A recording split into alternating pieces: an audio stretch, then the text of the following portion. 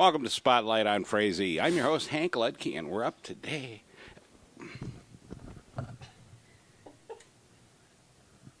Welcome to Spotlight on Frazee. I'm your host, Hank Ludtke, and we're here today at the Frazee High School at the robotics class with Andrew Paulson. Hi, Andy. Hi, Hank. How you doing today? Tremendous.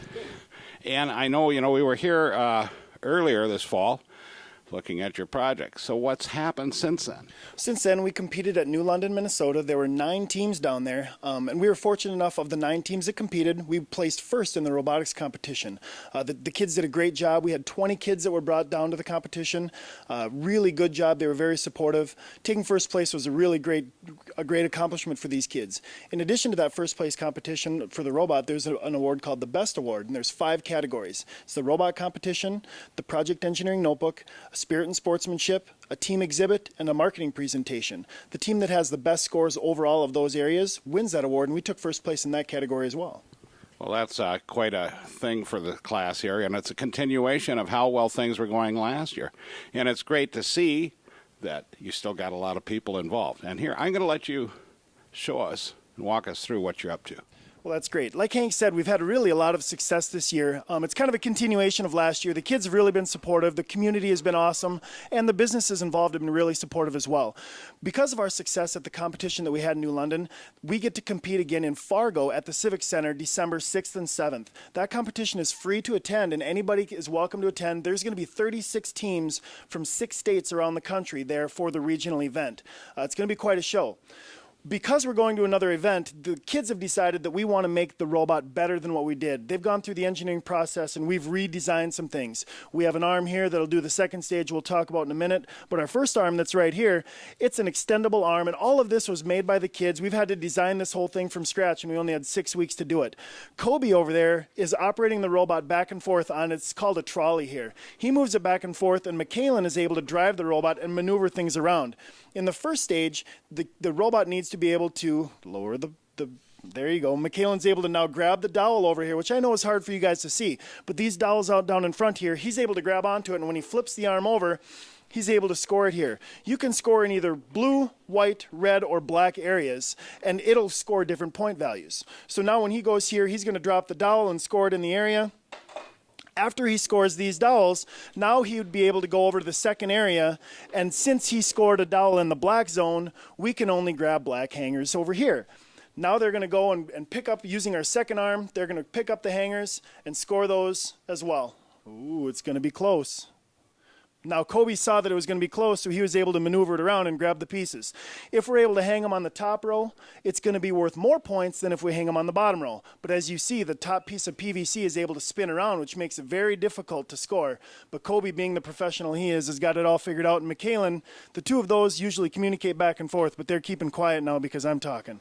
So once they're done with that, they realize they can keep doing this while I'm talking. There's a bunch of black hangers. If we would have scored dowels in the blue, white, or red, we could have also grabbed blue, white, or red hangers. You can see Kobe grabbed a blue hanger there this time too. It won't cause us any troubles. We just won't earn any points for it. The third zone of the competition would be to come into this middle here, and there's these foam pieces that will be down on a rack here, and the robot would be able to grab these and score them in a third area. Our team has analyzed the situation, and ultimately we decided we could do one thing and do it fairly slow, or do we want to create a robot that can mass produce and do a lot of things over here and do them very well? Our team is not going to go to the third area. We're going to do one thing, mass produce it, and make more parts, which is going to be more beneficial. The kids are doing very basic items that are similar to production in different areas. I know a lot of our sponsors like BTD, they use robotic welders, and they do different things in robotics as well, relating to fields like this, so the kids have a little bit of exposure to concepts like what robotics are in the future. Once again, like I said, the competition is going to be December 6th and 7th, and that's going to be held at the Civic Center in Fargo. There's going to be teams from Minnesota, North Dakota, South Dakota, and then there's also going to be teams from Ohio, Pennsylvania, and Connecticut there as well. I think Hank is going to come back in here and cut me off here in a minute, so hopefully it was a thorough enough explanation. Well, I think that's great, and I'm really happy to see that you guys are doing so well. And it's going to be very interesting to see how the competition goes at the Civic Center. What time does it start? It'll start in the mornings around 8 o'clock in the morning, and it'll go all day long. We'll have at least 8 matches, and the kids are counting their chickens, but they're hoping that they get to the semifinals. The top 16 teams out of the 36 make it to the semifinals, and then the top 4 teams will make it to the finals. So we could have anywhere between 8 and 14 matches that day. Well, I appreciate that, Andy. And if any of you get a chance to go to Fargo and see this, this is a tremendous thing. You can see the future of what's happening throughout manufacturing industry and education coming together at this level. And that'll take us on into the future, which goes to the next segment of Spotlight on Frazee. Welcome back to Spotlight on Frazee. I'm your host, Hank Ludtke, and I'm here with Jeff Mayfield from the Robotics. Hi, Jeff. Nice to see you, Hank. How are you? Pretty good. Now, we're talking about Gatekeeper 2013, and we just saw how the machine is going to work. Yep. And now, behind us, we have something that is a metal monster with a bunch of pictures. What is this, Jeff? So this is our pit stand, and what it is kind of like our headquarters for the company. Like NASCAR pit? Kinda, sorta. No, what we'll do is we'll have our judges will come in and interview us and everything, and then around the sides of it we have all of our members who are in the robotics program, a little information about them, grades and everything.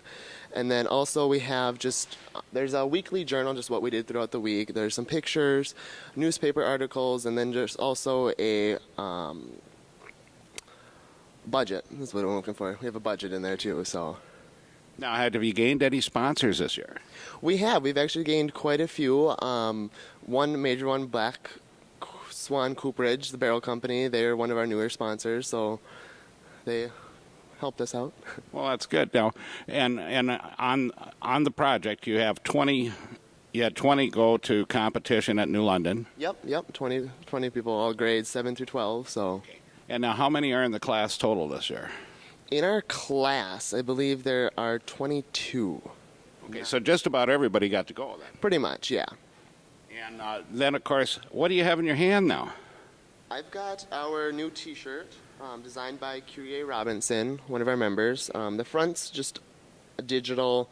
binary code. Yeah, binary, there you go. And then on the back of it here, we've got our logo, which looks like shattered glass, and then also just a couple of our sponsors on there. So... Well, that's quite a bit different in coloring from last year, where we were blue and white and orange. Oh yeah, very, very different, and it's a very nice shirt. And I think for our next season, we're going to do something different too. So. Well, I'm looking forward to you guys being in competition the 6th and 7th of December up there at the Civic Center, because I think this is a tremendous program.